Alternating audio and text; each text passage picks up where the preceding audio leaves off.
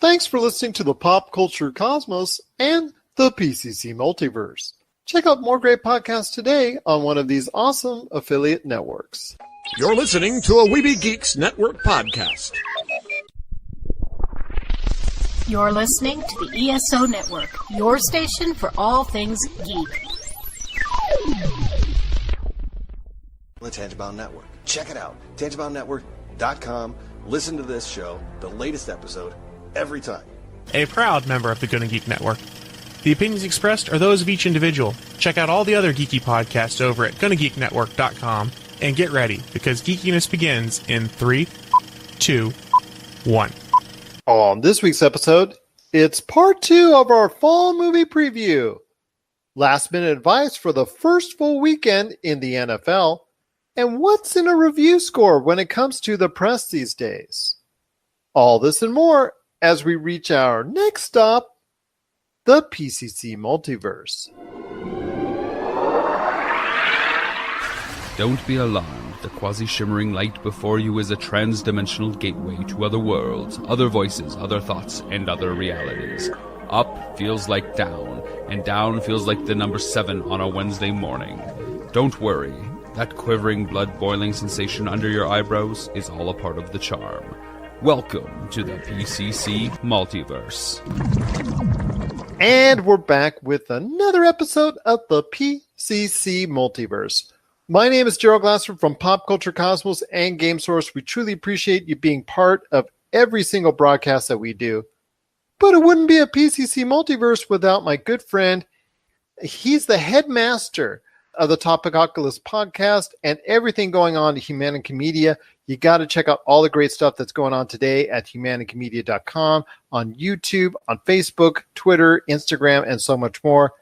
He's getting ready to teach some unsuspecting kids that are in for more than what they bargained for.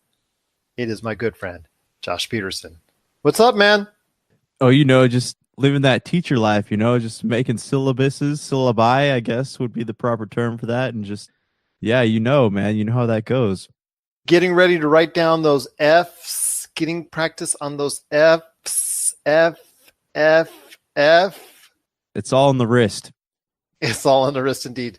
No need to write any of those A's, that's for sure. You're going to be one of those hardcore, hard teachers that just that these kids will just remember for the rest of their lives, and not in a good way. But we've got a great show, like I said, indeed. We've got Chad with Hyperschmidt. He's got a great new song, and we're going to be playing that upcoming later on in the program. Also as well, Tyler Baker from the Fantasy Football Pater podcast, which is now exclusive on the Pop Culture Cosmos channel on all of our different podcast networks. He's going to stop by with some last-minute thoughts before the first full weekend in the NFL.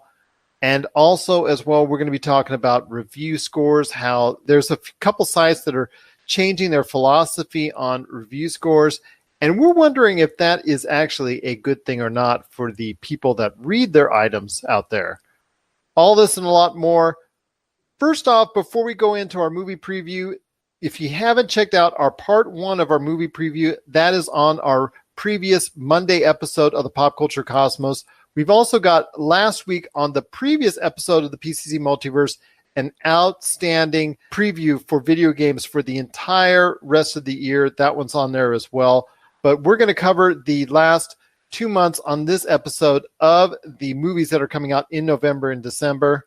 So we'll start off with November, my friend. That first week in November, which actually is going to be November the 2nd, we've got The Nutcracker and the Four Realms from Disney. We've got Nobody's Fool from Paramount, and Bohemian Rhapsody, which is going to be a telling of the story of Freddie Mercury and Queen, how they got together, how they started, how they blossomed into the band that they did.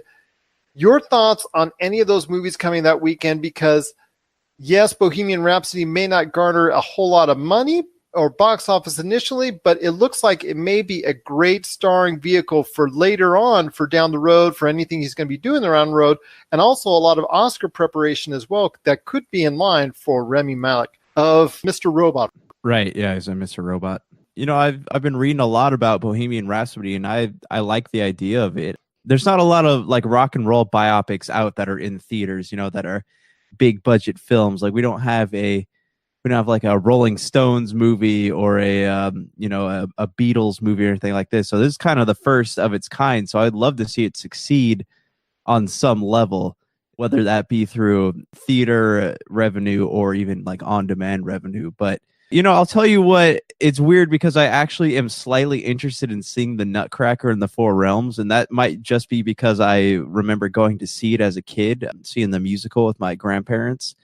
But I am slightly interested in seeing this movie, especially since it's a Disney movie, but it's not a reproduction of an already existing property. It's something new that they're doing. So I'm kind of curious to see what it is, how it does, how the perception is. What can Disney do with, it's not an original, but a slightly non-Disney property. So I'm interested, I'm fascinated, but I don't know if it's enough to go watch it in theaters. And that's something that someone brought up to me this week in regards to them making the comment when it came to the commercial that they saw for the Nutcracker and the Four Realms. And that is, what's up with Disney and all these one-off movies that they're doing outside of the normal traditional Pixar movies, the normal traditional series of movies, whether it's Pirates of the Caribbean or whether it's even now that you have to consider them in their Star Wars and Marvel movies, they have an interesting mix of movies that they try to get in there. This year, it's been Wrinkle in Time, Christopher Robin, and Nutcracker in the Four Realms. That individual was asking about what was going on with their mindset when they do that, because they don't always profit from those movies. So your thoughts on why they keep going ahead and maybe throwing these darts out and taking chances when it comes to movies like Wrinkle in Time, Christopher Robin, and now Nutcracker in the Four Realms? I feel like they're hoping something's going to take.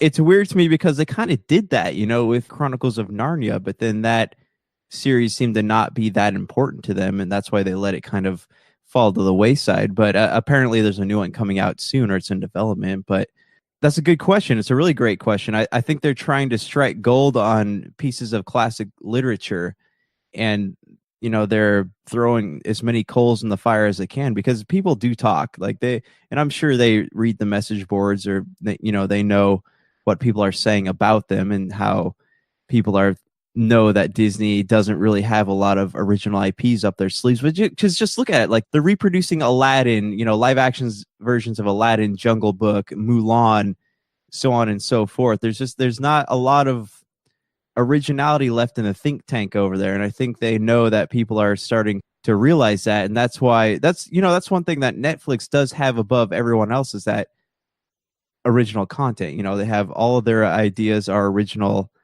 IPs or their original concepts in some way. They might be taken off of like a foreign show or something, but they still have some form of originality to them, whereas Disney doesn't really have a lot of that. So I think that they're trying to find that, but they just haven't succeeded in doing it yet.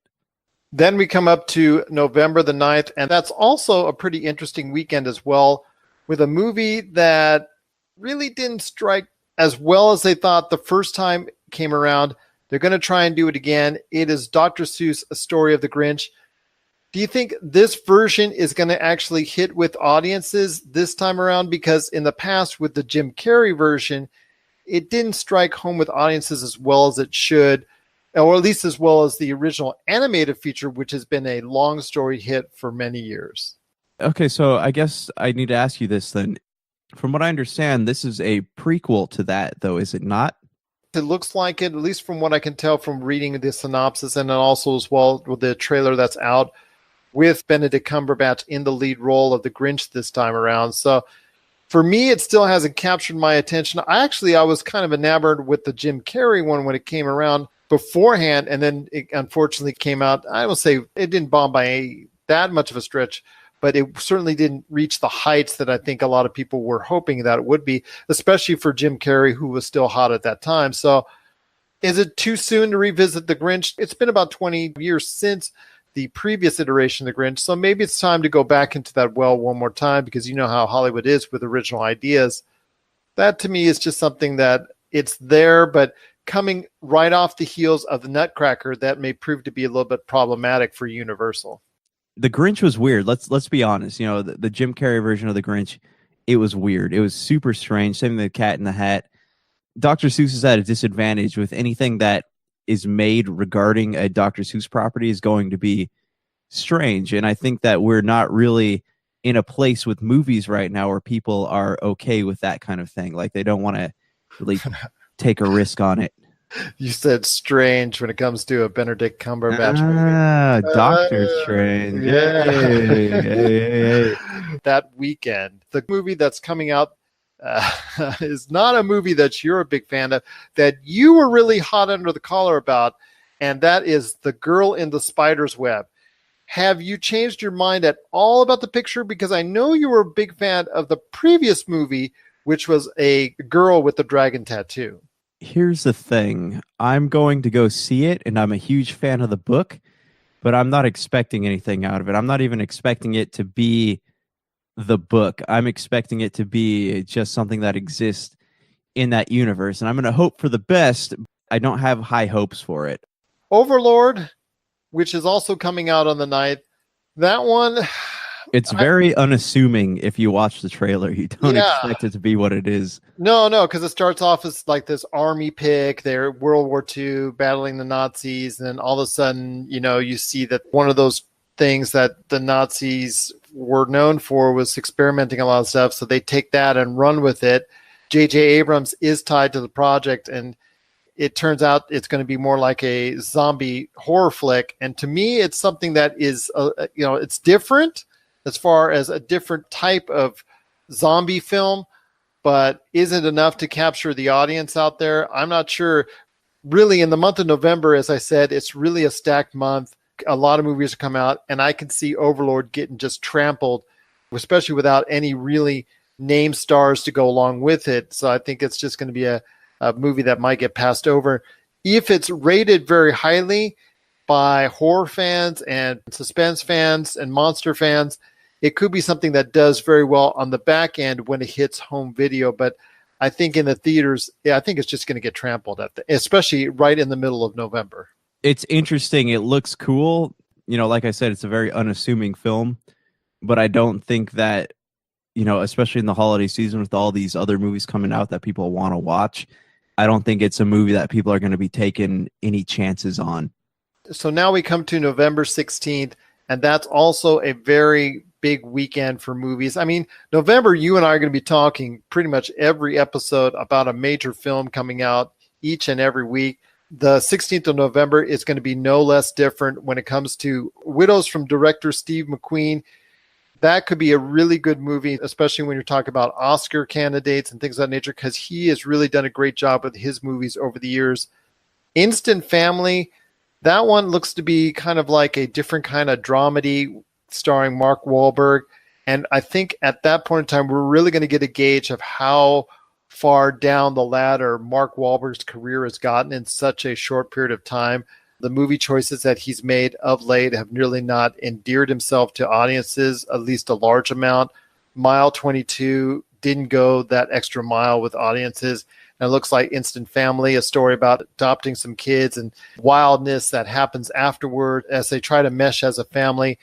I don't know. Again, it could be one of those films that gets trampled under the weight of all these big films coming out, because that same weekend, Fantastic Beasts, The Crimes of Grindelwald comes out. And I know your attention and every Harry Potter fan's attention will be squarely fixed on that weekend as Fantastic Beasts, The Crimes of Grindelwald, and Jude Law really taking the reins as far as his role as Dumbledore. This movie is, I think, going to kind of solidify what's going to happen with the franchise going forward. Is it going to be, because with Fantastic Beasts, there's mixed reactions with that, right? So there's a big camp of people who liked it, big camp of people didn't like it, and another group of people were on the fence about it. But this going forward, I think, is going to decide the success of the franchise, because basically they have this movie as their opportunity to set up the next 3 movies. And if they do it right, then it could keep the Harry Potter universe alive for some time to come. But if they do it wrong, then, it's going to be interesting to see what they have up their sleeve in terms of fixing that and keeping people interested in a Harry Potter universe that doesn't feature Harry Potter. Exactly. I think it's going to be a prime weekend for the Harry Potter series as a whole. Harry Potter fans will support it initially, whether or not it's going to be able to be a success long term. But It does have a great shot at being the biggest movie of the latter half of 2018. It could be the movie that actually makes the most or garners the most, because right now it's pretty much up for grabs with no Star Wars and no Marvel movie right there on the horizon. It could be a film like Fantastic Beasts, The Crimes of Grindelwald that could actually come out on top for the winter months of 2018. That next week, when it comes to the 21st, because they're starting a little bit earlier because of the Thanksgiving season, all these movies are coming out Wednesday the 21st, just before Thanksgiving. You've got the sequel to Creed, Creed 2, Green Book. That one might be something that a lot of people are pointing towards that could get a lot of Oscar consideration. Ralph Breaks the Internet from Disney. That one could be something that's really special as well. We don't know because the first one did okay. Will this one do a lot better? We don't know. There's a lot of questions in regards to that one.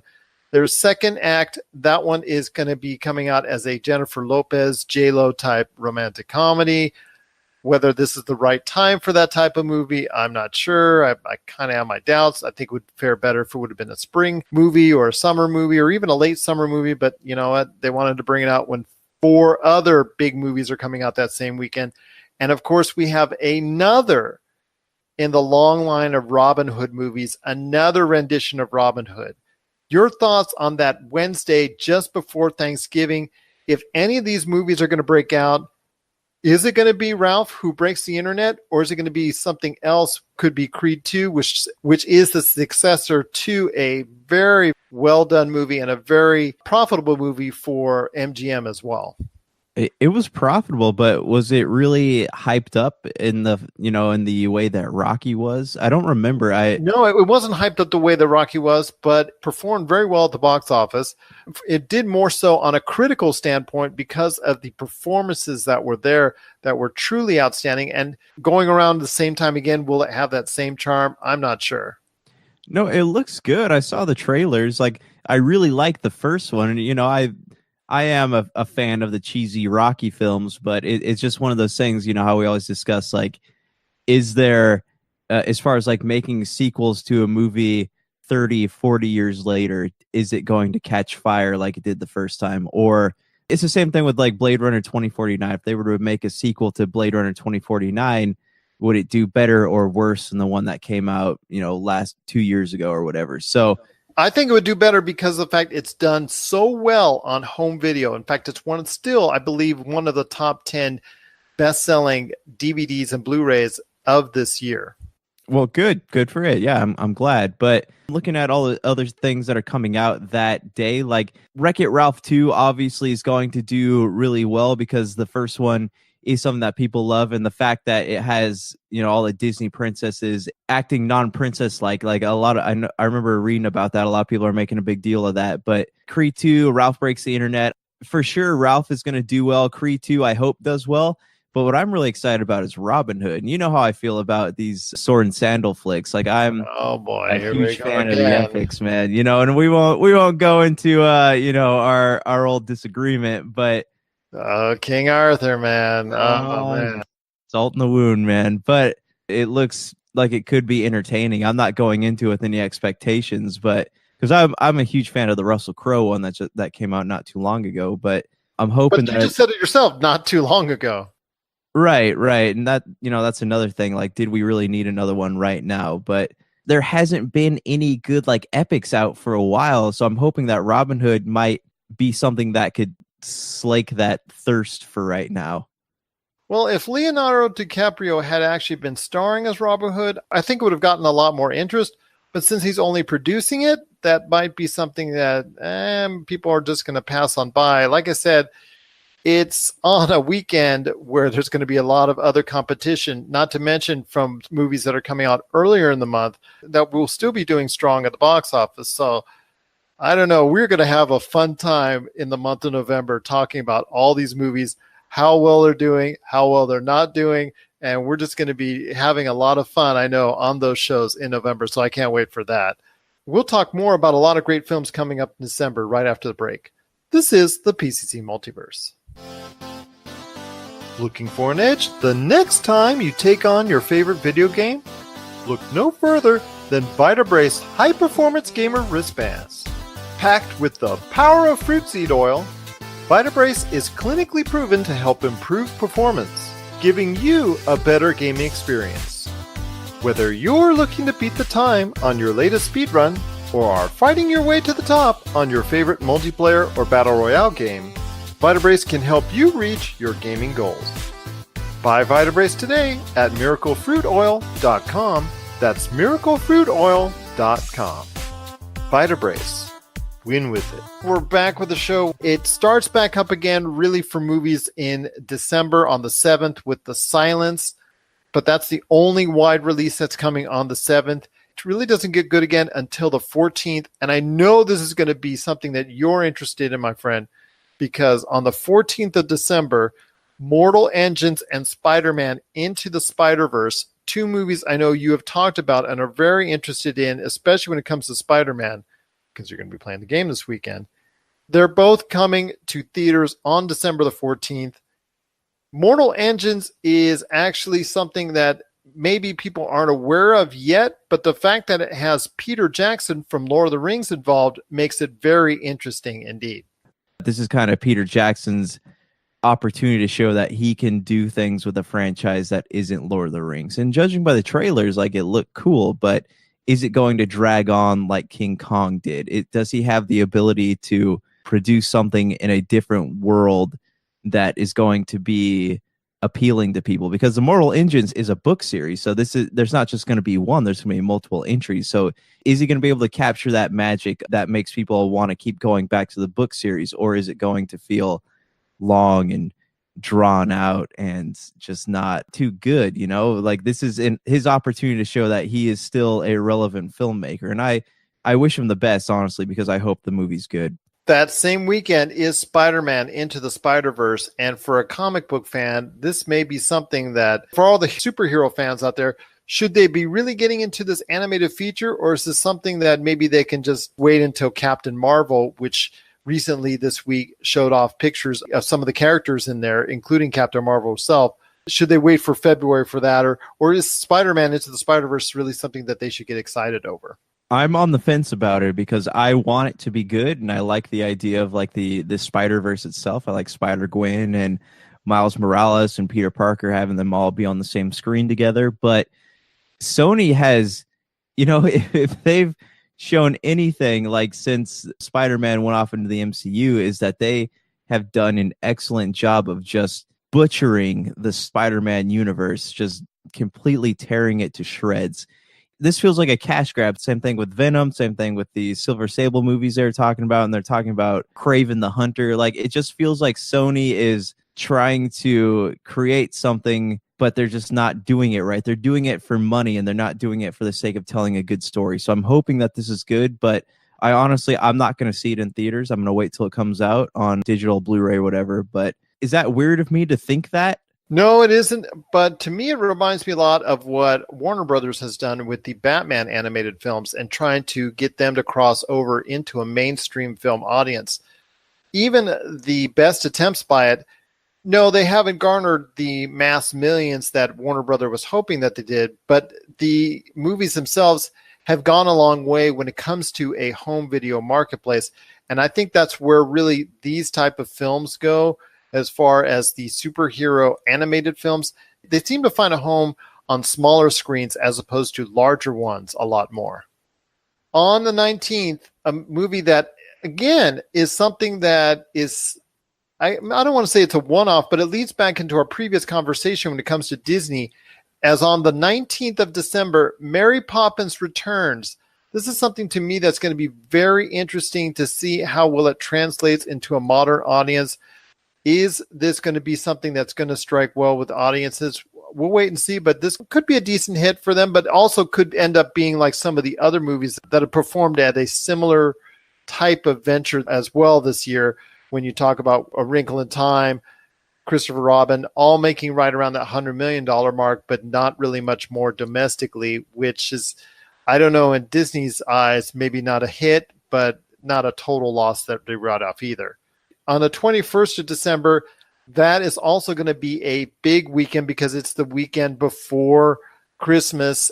And there's actually a few movies that are coming out on that day when it comes to Alita, Battle Angel, Aquaman, Bumblebee, Holmes and Watson, Welcome to Marwen. Now, a couple of those films will probably not be in the consideration or in the running for Oscars, but they are no less movies that people need to get excited over.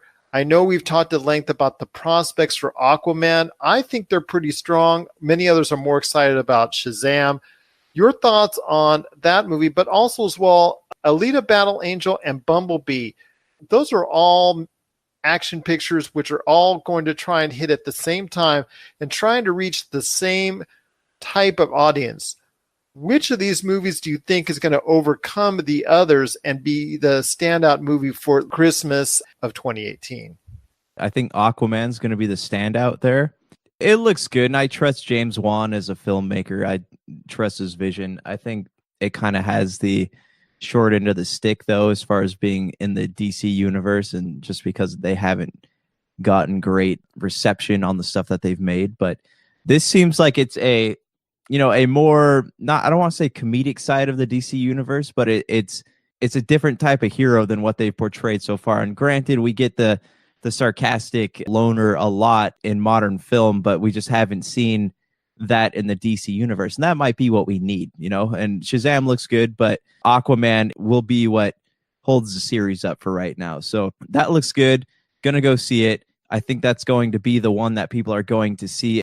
I am excited about Alita Battle Angel, and because I feel like it's going to kind of scratch that Blade Runner itch, for a bit. The thing that makes me sad about that is I feel like it's going to get the same treatment as like Ghost in the Shell did. It's based off of manga. People don't really know what it is. It's unfamiliar to them, and I just feel like it's going to get snubbed, even though it has Robert Rodriguez directing. It's just an unknown, but it looks really cool, and I love the property that's based on. So I'm hoping that it does well, but it probably won't. Well, I know people were freaking out over her eyes that are in the the CG eyes that she has, and I know a lot of people now, upon its initial release of the first trailer, just going up in arms about that. But to me, I think that plays closer to the manga. Is that correct, or is it something that they're just doing out of hand? But I think that she has large eyes, if I'm not mistaken. Yeah, she does. I think it gives character to her, and it's not like, I don't think it's racist or whatever it is, but it gives her character because she's human, but she's not quite human, Of all things to make a big deal out of, that was just not something that would be on the top of my list. And then Bumblebee, honestly, I have zero interest in watching Bumblebee. I don't think I do either. I know this is going to be another platform to try and get John Cena over as far as a major star. I know this would probably do well overseas because the Transformer movies have done well overseas in several different markets. In the United States, the Transformer series has kind of waned over the years and is in need of a reboot, maybe in about 4 or 5 years down the road. But doing this again after the last Transformers movies didn't perform so hot is kind of like, not sure this was the wisest decision in the world, but we'll see how it plays out. The other two movies that are coming out that day are Holmes and Watson, which is going to be a spoof with the Step Brothers duo of Will Ferrell and John C. Reilly, along with Ray Fiennes. Seeing those two on screen usually means for a great time and a lot of great laughs. We'll see if that comes to pass when Holmes and Watson hits theaters on December 21st. But the movie I don't want people to forget about is Welcome to Marwen. It's directed by Robert Zemeckis, and this movie might be going under the radar now, but I think if it's anywhere near the quality of some of his best pictures, this could be really something special and could be a vehicle for Steve Carell as far as an Oscar nomination is concerned. Speaking of Oscar nominations, I want to actually get one more movie in there. It's going to actually, I believe, debut in LA and New York by Christmas, which I think is the requirements that you need to be Oscar contenders. But On the Basis of Sex is the last movie that will be going wide. It will go wide, actually, I think on the 26th. But it details the beginnings of Ruth Bader Ginsburg and her struggle and her fight to get to become a U.S. Supreme Court justice. It's going to tell, I believe, a great, inspiring story. Will it be good enough to drive audiences in there in the month of January going forward? and be something that a lot of people will also consider for Oscar contention. We'll have to wait and see, but that movie is getting a lot of people excited as well, especially because of the documentary on Ruth Bader Ginsburg has just been released and it's been on CNN, it's been in theaters, it's done pretty good for a documentary, and so a lot of people are excited about her story being told from a fictional standpoint as well. So that ends our preview of the movies for November and December. If you have any questions on any films that you're going to see, or if you want us to talk about any films especially coming up in September, October, November, or December, give us a shout out, popculturecosmos@yahoo.com. Also as well, Pop Culture Cosmos, Humanity Media, and Game Source on Facebook and Twitter as well. Later on in the program, Tyler Baker from the Fantasy Football Pater podcast. He's going to stop by with some last-minute thoughts before the first full weekend in the NFL. Josh and I will be on the back end. We'll be catching you up on some of the pop culture stuff going on this weekend and our thoughts on review sites. But first, we've got our good friend Chad and Hyperschmidt. This is Set You Free, and this is the PCC Multiverse.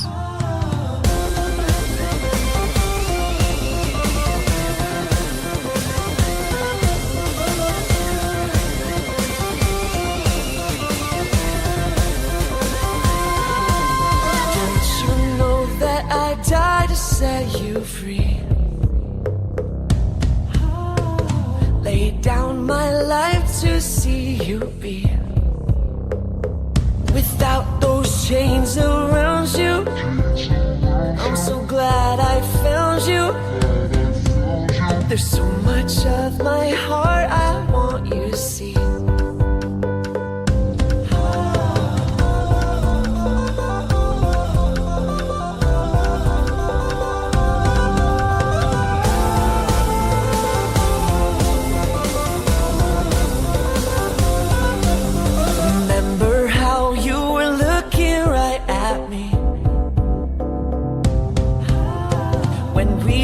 That curse on your family tree. Now let the joy surround you and watch darkness pass through. Now this light will never leave your feet.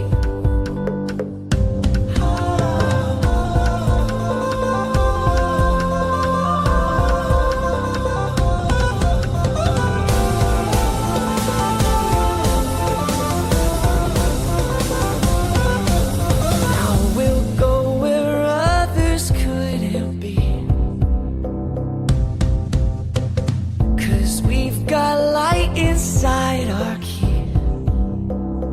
Without those chains around you, I'm so glad I found you. I'll give you all I have, a role to see.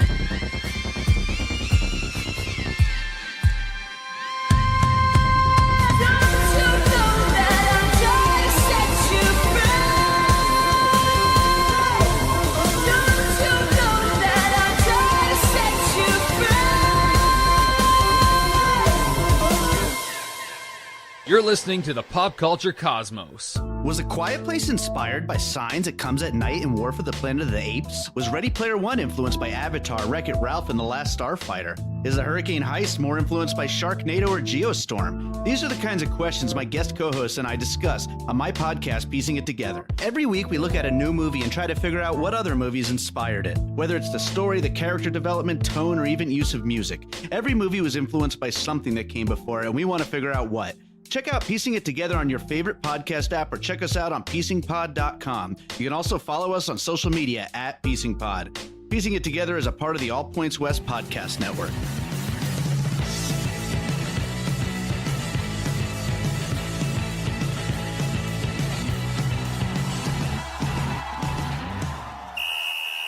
And we're back with the show once again. This is Gerald coming right back at you here. Week 1 is now upon us. We've already had the first game, and boy, was that a snoozer, between Philadelphia and Atlanta. My gosh, my numbers are already taking a toll already. But hey, it was ready. But I will tell you, we are good to go for the rest of the weekend in the first weekend of the NFL football scene. And who better to break it down with me with some of the major questions for fantasy owners before they really start to panic on that Sunday morning than my good friend. He is the guru of the Fantasy Football Paydirt podcast and also the Fantasy Football Paydirt podcast Facebook group. If you join it today, it's a great place to go to talk about any trades, any waiver wire acquisitions, any lineup changes, and so much more. It is my good friend. It is Mr. Tyler Baker, who I hope is not leading. I haven't checked my scores yet, but I hope he's not leading as of yet. To give everybody an update, we're actually facing off against one another in week. Yeah. I'm doing well, my friend. I'm so excited to see some football tonight. Now, being the first game of the season, it's almost like they were trying to wake up, trying to get out of the preseason mode. Kind of a rough game tonight between the Falcons and the Eagles, but football's back. It's not going to take long for these teams to really start hitting their stride. That's right. It's not going to take very long, but it did take at least 1 week for these two teams because they look pretty bad out there, especially the gazillion-dollar man, Matt Ryan. What was that all about? You know what? I think that there was just some miscommunications. There were some opportunities missed, but you know what? The season's just getting started. These teams are, getting used to football, real football, the speed of the game. And I certainly saw some miscommunications between Julio Jones and Matt Ryan. And for the Falcons team, they really need to get that connection back. It was good to see Calvin Ridley on the field. I thought that they were going to get him the ball more. I did see some packages where he was in the game, and it looked like Ryan looked to him, but just didn't see it. Tevin Coleman was a bigger part of the game plan than I thought maybe he was going to be tonight. But you have to understand that Falcons were going against a really good Philadelphia defense. That they were. Philadelphia is rated out in most leagues as one of the top 3 or 4 defenses out there. So it didn't come as a surprise to see them having such a hard matchup. And same thing goes for the Atlanta Falcons as well. Their defense played very strongly against, even if there was a couple of injuries, still a fairly successful and a fairly potent Philadelphia offense.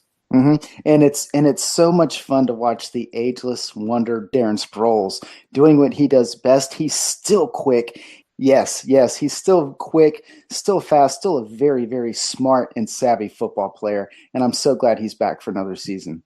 I am as well. I thought that injury that he sustained last year was going to be it, was going to be done for him. But he's such an outstanding player. He'll never get the acclaim that he deserves, I think, because he never was really given the amount of work I think he should have deserved over the course of his career, probably because of his size. Mm-hmm. But I think he could have had the talent. Well, he did have the talent, in my opinion, to become a Hall of Famer. It just was, like I said, his size held him back in the eyes of probably a lot of individual people out there, coaches, players, that might have kept him back from achieving all that I thought he could have achieved in the NFL. Which is kind of a shame because, like I said, talent-wise, I thought he was at times as almost good as anyone in the league from the running back position. Absolutely, but his talent would have probably been lost on a team that tried to run him out there every week as just a running back. He is such a weapon, and the way he was used in San Diego, the way he was used in New Orleans, and now in Philadelphia, when you have a player like that, there are some things that he can do and only he can do. And that's why you hear guys like Tyreek Cohen are compared to Darren Sproles. And when you see these smaller guys, they always compare him to Darren Sproles. So Darren Sproles is just one of those unique talents. And there are things that only he can do on the football field. This is true. And there's also another running back that I want to talk to you about, which also has some unique talents, which not many other running backs have been able to live up to or can live up to at this point in time. and that is Le'Veon Bell of the Pittsburgh Steelers. Someone Yes. who you, and a lot of other individuals out there thought he was going to be and is a top 3 player from the running back position in the league for fantasy owners. I thought since this would be a contract year for him and that he was so mad with the situation with Pittsburgh, I thought he would come in, sign begrudgingly the franchise tag, and then go out and play the best ball of his life, play at an MVP level, and go and get a sweet contract somewhere else. Unfortunately, it does not look like it's been playing out like that. In fact, as of this recording here Thursday night, it appears that Le'Veon Bell may not even make the Week 1 roster. Yeah, he's not going to play Week 1. I had limited reservations coming into this season because we saw this last season where he didn't want to sign his franchise tag, and he comes in the 11th hour, plays, and still had a great year. And a lot of people, myself included, thought that it was going to play out in a similar fashion this season. And even his teammates were expecting him to show up on Wednesday, but he did not show up on Wednesday. And that is not good. Honestly, that's not good for fantasy, of course, but that's not good, in my opinion, for Le'Veon Bell or for the Pittsburgh Steelers, because now you have a situation where I believe he eventually is going to come back. I think it's going to be sooner rather than later. Yesterday, his agent kind of took a hard stance, which that's what agents are supposed to do, is to put pressure on the team to give in to his demands. But it's at a point now where even when Le'Veon Bell comes back, he's not going to be in football shape. And the Pittsburgh Steelers are not going to be able to roll him out and give him 25 carries a game because he's going to be much more susceptible to injury at this point. And another huge detriment is that Le'Veon Bell's running style has a lot to do with the chemistry that he has with that offensive line. Le'Veon Bell has an absolutely unique running style in that he will go to the line of scrimmage, stop, wait for the hole to develop, and then hit it harder than anybody. But it's gotten to the point now where you have to, even though he's played with Pittsburgh for a long time and he knows he's offensive lineman, you still have to work on that chemistry. You still have to work on your timing to facilitate Le'Veon Bell's running style. And he's missed all of training camp, all of preseason, and now going into the regular season, he's not showing up. So this is going to be a detriment to the team. It's going to be a detriment to himself because you have to understand every single GM in the league is watching this situation.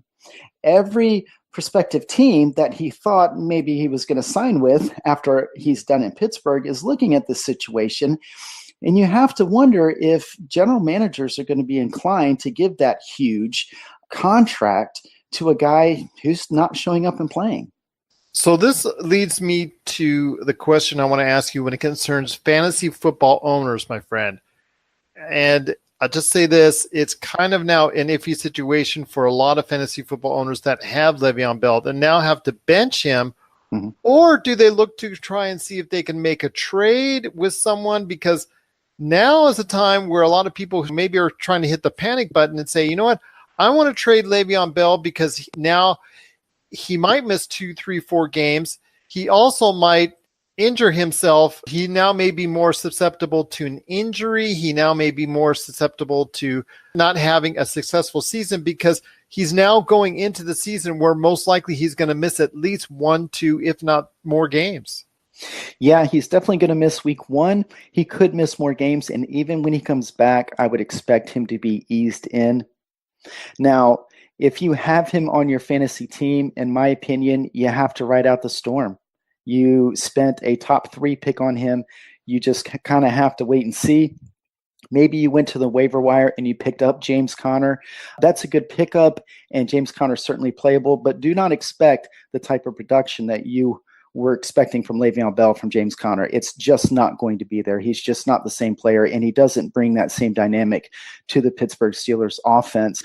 My advice and what I've done is I've tried to see if I could trade for him.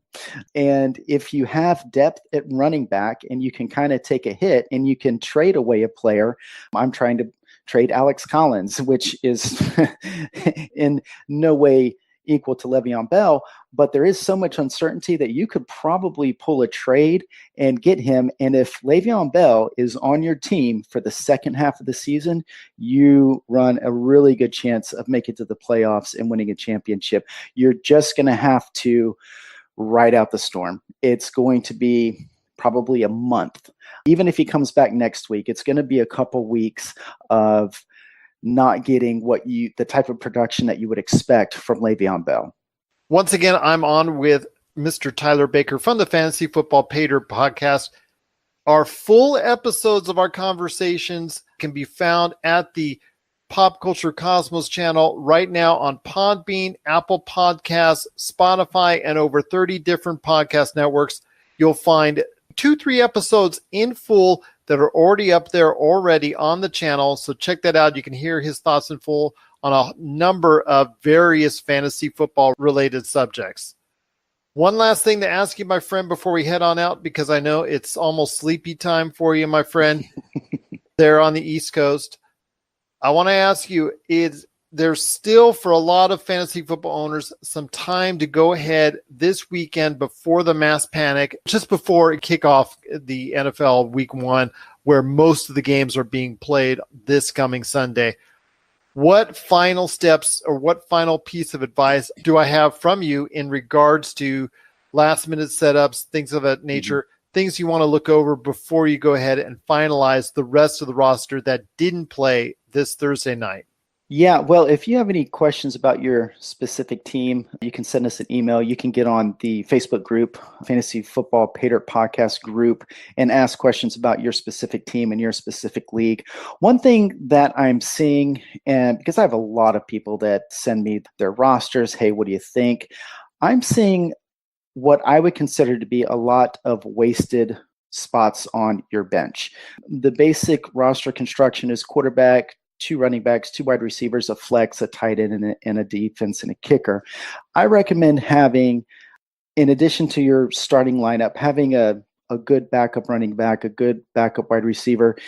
And what I'm seeing is I'm seeing a lot of rosters that have guys like LeGarrette Blount on there. So, if you have a number 4 running back or number 4 wide receiver that you're never going to put in your lineup, I would recommend going and maybe taking a chance on some of these rookies out there. There's a couple rookie running backs in Indianapolis that could overtake Marlon Mack. There's Calvin Ridley. We didn't see much of him tonight, but some of these rookies, it's probably a good idea to get them on your roster because we're not going to have any bye weeks until week 4, and the bye weeks really aren't going to start hitting until week 6, 7, 8, 9.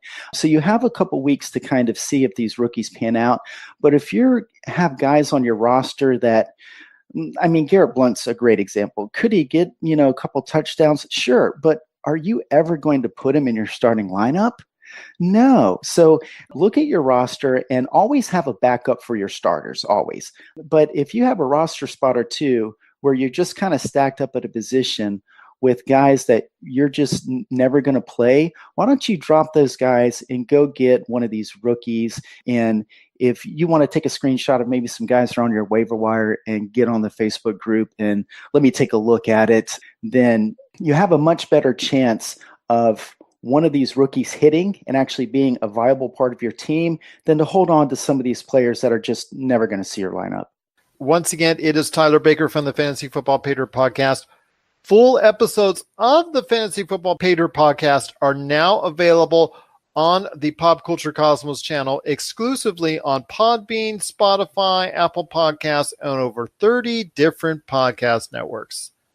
My friend, normally I would wish you good luck this weekend, but since you're playing me and I'm off to not the best of starts because Nelson Aguilar caught 8 balls but managed to only get 4 yards a catch.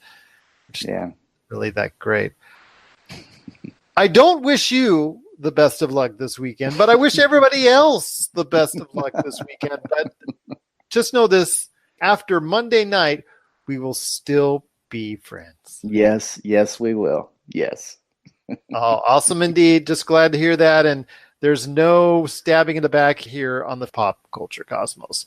My friend, it's great to hear from you. Looking forward to a great weekend in the first full weekend in the NFL season.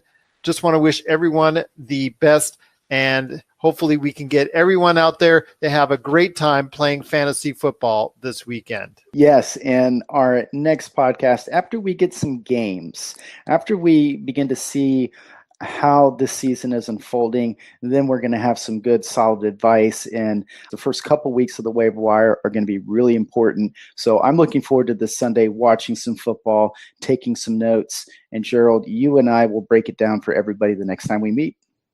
Absolutely, and that's one that is definitely going to have not only part of it on the Pop Culture Cosmos show on Monday, but also the Fantasy Football Pater podcast. Just so looking forward to it, my friend. Just like I'm looking forward to coming back and beating you this weekend. Good luck. Believe me, I need it. Thanks, my friends. Just so glad to have you be a part of the Pop Culture Cosmos.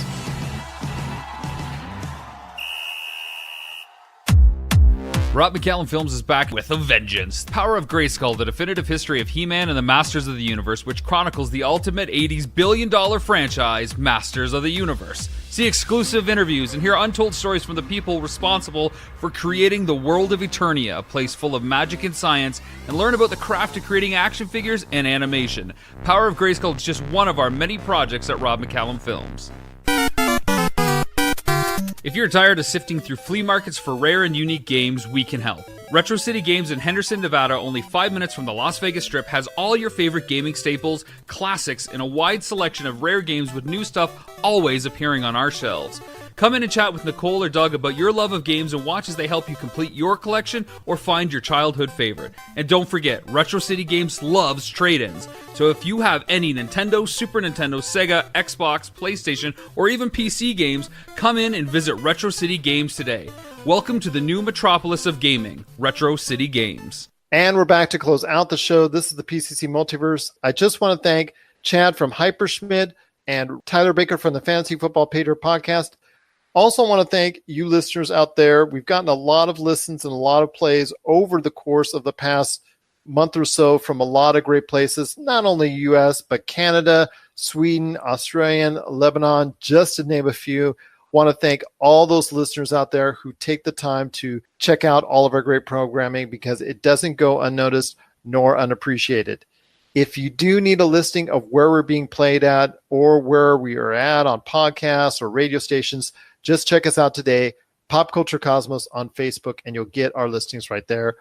My friend, you've got a great thing going on with Humanica Media, so tell me, man, what's going on with Humanica Media?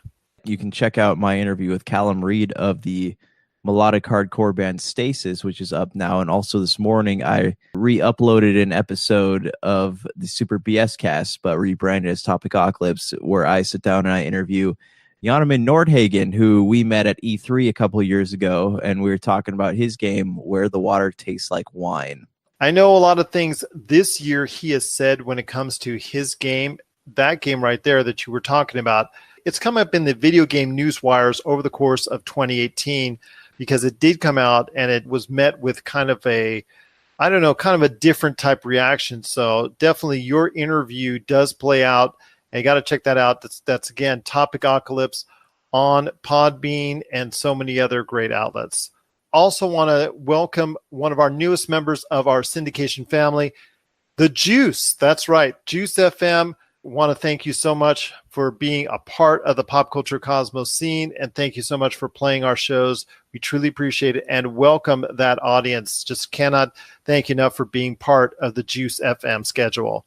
And last but not least, before we hit our last subject, Salvador Villa from Mario Party Wars and I sat down this week and talked about his plans to honor the people that were unfortunately killed and injured in the terrible shooting last month at the Madden video game tournament in Jacksonville. He is going to honor those individuals and also try and drive up funds for those families via his charity events that he's going to be holding here in Las Vegas, calling it Vegas Gamers Unite for Jacksonville. Most of those events are going to take place in the next couple of weeks. I know I'm planning something up with him, I believe in correlation with our good friends at Retro City Games. So take a look for that on our Facebook page at Pop Culture Cosmos. Also Game Source on Facebook. Humanica Media on Facebook, and Mario Party Wars on Facebook as well. We'll give you all the info and detail. If you're in the Las Vegas area and are willing to be able to take some time to play some good games for a great cause, let us know. And then also, if you're able to contribute, hopefully you'll be able to go ahead and catch some of our streams and also some of the things that we're hoping in ways to contribute to those families as well. So on our way out, my friend, I just wanted to hit you up real quick on your thoughts on Polygon and other sites changing the way they do review scores.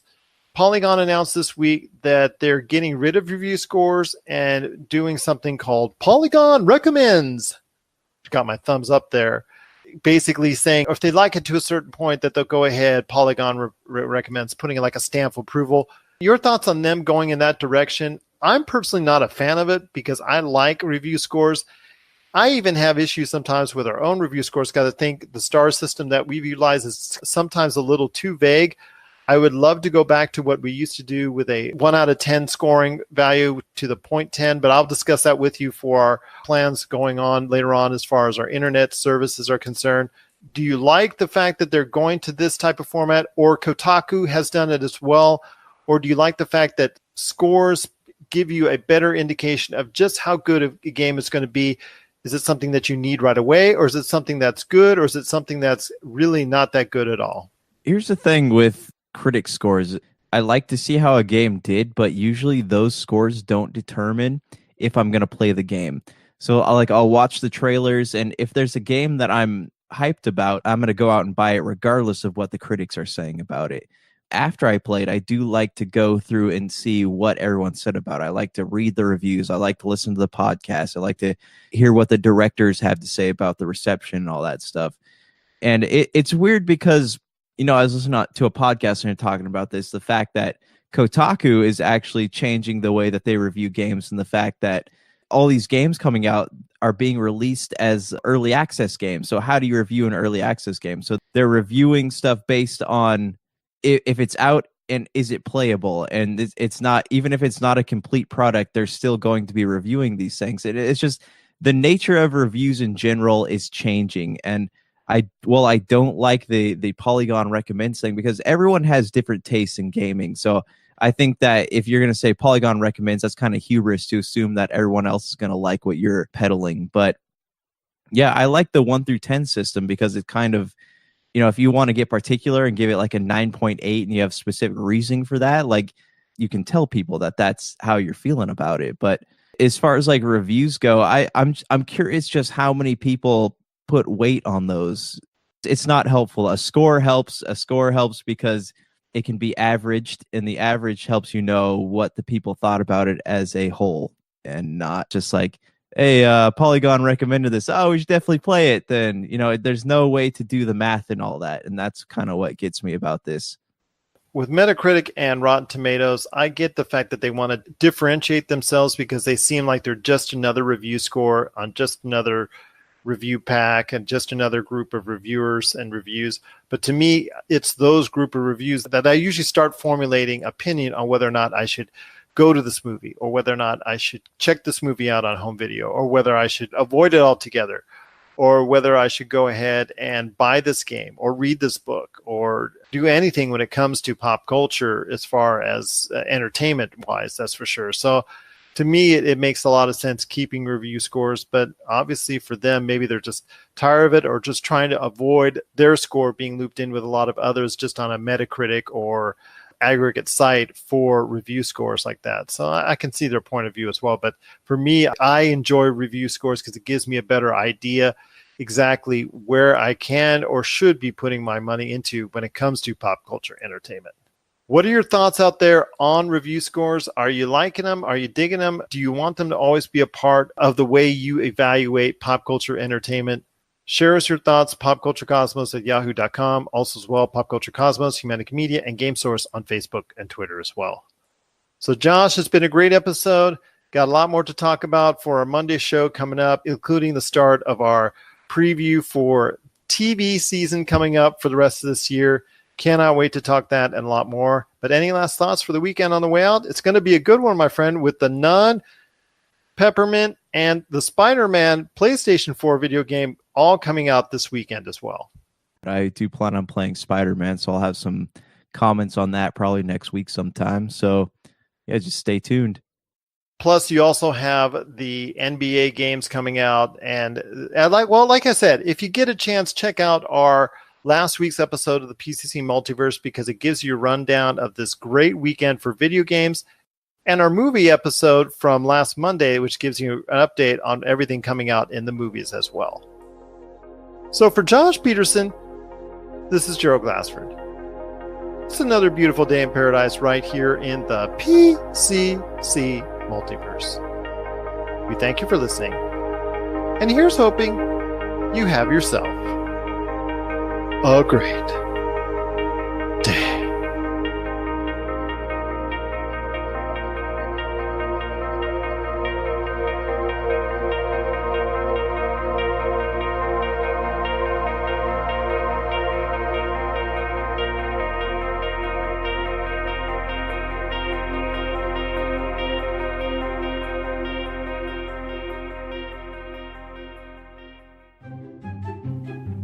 What is the Geekly Oddcast? It's a panel show of television. I mean, seriously, where else was I supposed to go and watch Gomez Adams ride a rocket ship on a railroad track? Gaming. And the dice say 17. Oh my god, 17 is Mystic Quest. And whatever comes to mind. Why does Zod need a starship? Alternating Thursdays on the Geekly Oddcast. You're listening to a Weeby Geeks Network podcast.